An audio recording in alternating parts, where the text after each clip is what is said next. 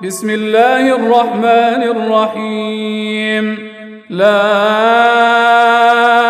أقسم بيوم القيامة ولا أقسم بالنفس اللوامة. أيحسب الإنسان أن لن نجمع عظامه بلى قادرين على أن نسوي بنانه بل يريد الإنسان ليفجر أمامه يسأل أيان يوم القيامة فإذا برق البصر وخسف القمر وجمع الشمس والقمر يقول الإنسان يومئذ أين المفر كلا لا وزر إلى ربك يومئذ المستقر ينبأ الإنسان يومئذ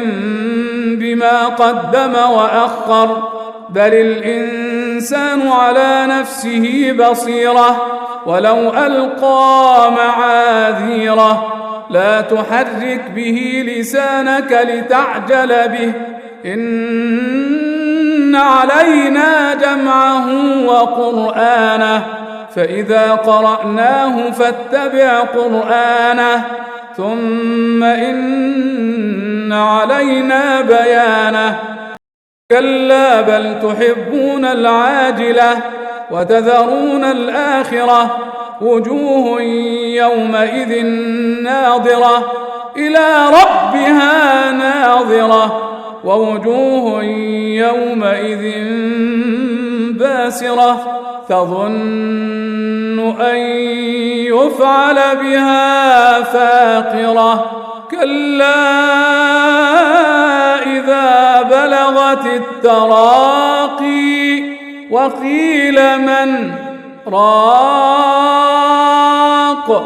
وظن أنه الفراق والتفت الساق بالساق إلى ربك يومئذ المساق فلا صدق ولا صلى ولكن كذب وتولى ثم ذهب إلى أهله يتمطى أولى لك فأولى ثم أولى لك فأولى أيحسب الإنسان أن يترك سدى ألم يك نطفة من مني يمنى ثم كان علقة فخلق فسوى فجعل منه الزوجين الذكر والأنثى